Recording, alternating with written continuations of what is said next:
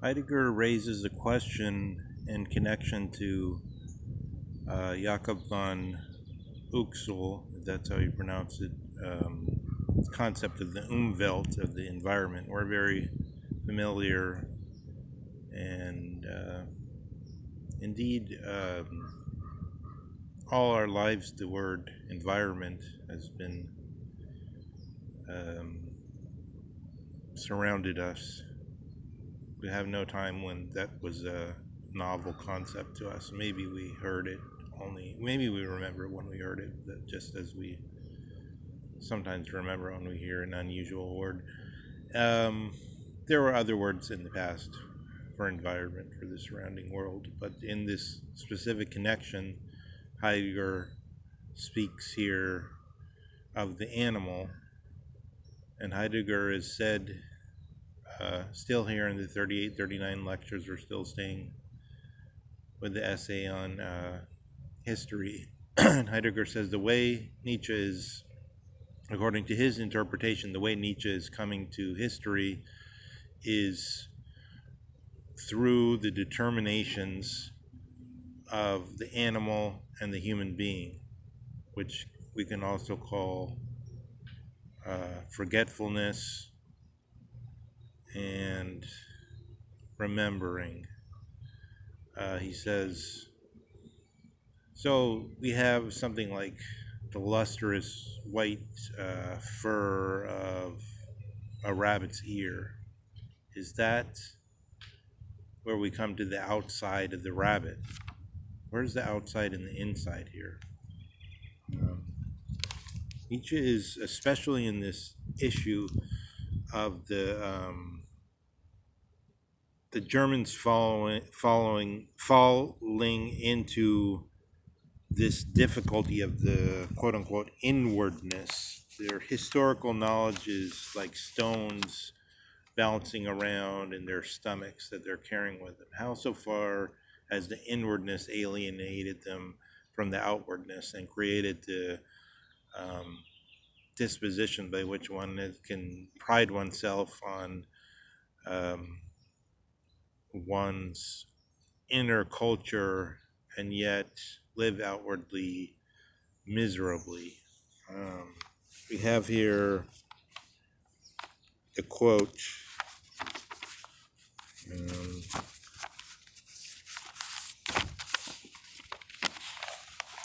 about the quote unquote cult of inwardness, the German cult of inwardness. So if you think of I think now of, I'm thinking very extemporaneously, and we're going to be confused here in a lot of things, and I'm going to try to sort it out. And after listening to this, so we're thinking out loud and we're trying to think thoughtfully, and we're going to try to sort it out in the next go. I think of so we have this distrust, this idea of the distrust and the corruption, and that people are upset, and the egotism with regard to this this Twitter issue right now with Trump. And I think of Trump and Agamemnon and Creon, and so there's this issue of you have an egotist, and an egotist, what the egotist can do is they can challenge whatever is the current custom of the land. The custom has a power because everybody can appeal to it, no matter how low you are, no matter how what your personal qualities are, you're timorous, or whatever your socioeconomic status, so-called, is. You can appeal to the customs, and the customs allow for a fight against anyone. Whereas the egotist can overrun the customs. You think in the issue of the Antigone, what the Antigone is about is that the Athenians, for the longest time, are making all these, since a couple hundred years before Plato, have this long polemic with which they focus on the whipping boy of the Thebans, and the Thebans are always the bad guys in their dramas. The dramas were Nietzsche has an early concept about the dramarchy or something on the theater, I forget how you say it, the theaterarchy or something along those lines. The point is that in the Greek world, there's a public duty, or you could say an office. Duty, office is the same thing. You have this phrase in the Roman language, the religio officii. So it's like in the ancient sense, in the pre-religious, in the technical sense, in the ancient sense, you have a bond, a sacred bond, as a citizen to go to the listen to the plays, hear what the public life is about, and participating in them emotionally, participate in them intellectually, so far as you can, participate them bodily, every way. And you have this polemic with the blood feud, the mafia state of Thebes, and on the other hand, the supposed, even though it's a very funny because the the very name of the law courts in Athens is named after Apollo, the rock of Apollo, but who is the war god. So, and in fact, I misspoke earlier. In fact, if you think about it, in the Politeia Republic, the middle term is the famous term of Polemarchus. The idea, first you have this term of it's proposed that, oh, justice is to return what's due, but do you return what's due to somebody who's crazy, and a weapon to somebody who's crazy? Would that be really justice? And then, but then the idea of the power as justice is raised, and that's really the middle term. So maybe that's the most important. The higher term being the justice is what improves man. So Creon represents these mafia types who just do whatever they want, and they have their the powerful families. And this is what Plato is. The whole of Plato is an indictment of the mafia type of rule, rather than the rule of law, or the rule of a regime where inwardly we have all the citizens together say, this is what we want, and even though we might be taken out by force, we would still go down in honor, because we knew what was right. We knew what we were about. You think of Toshiro Mifune in the end of Yojimbo, when this guy has his gun pointed at him and he just sort of sneers, because it's like, you're going to shoot me? Says he just thinks that's the European method of that's not an honorable way to fight. And so it's like it's just deserving of contempt, even if you die because of it.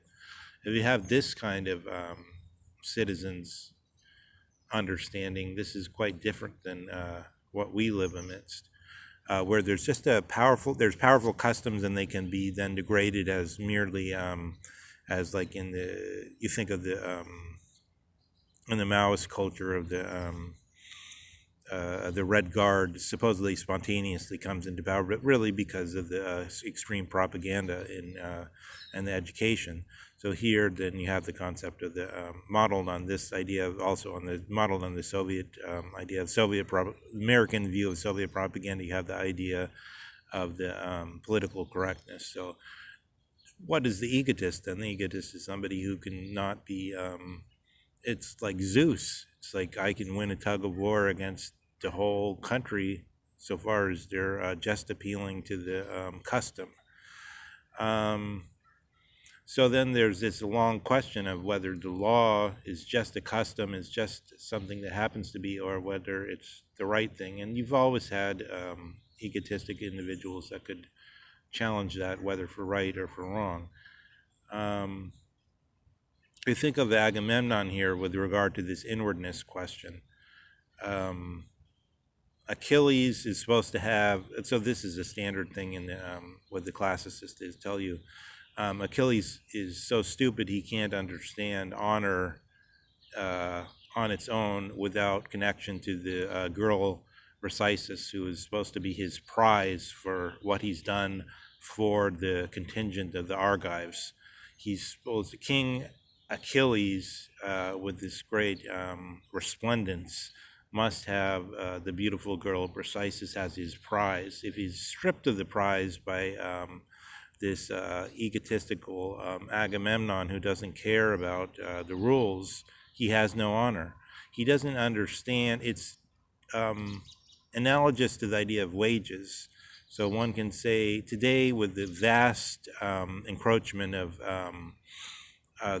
custom and of rules over everything, if one earns wages, it doesn't matter whether you got paid or not, because you can go to the courts and you can say, I earned those wages, he has to pay me.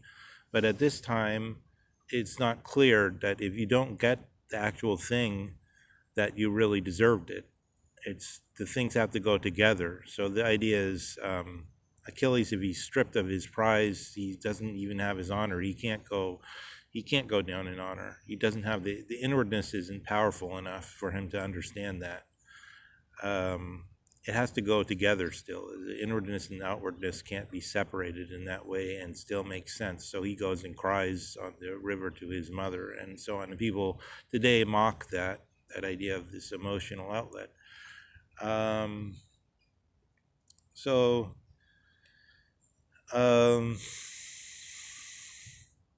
The inwardness and the outwardness as a problem in the current situation. Let's try to link that to the difficulties of the problem of happiness, which we haven't quite gotten to here, but I want to go back to that in connection to all these issues.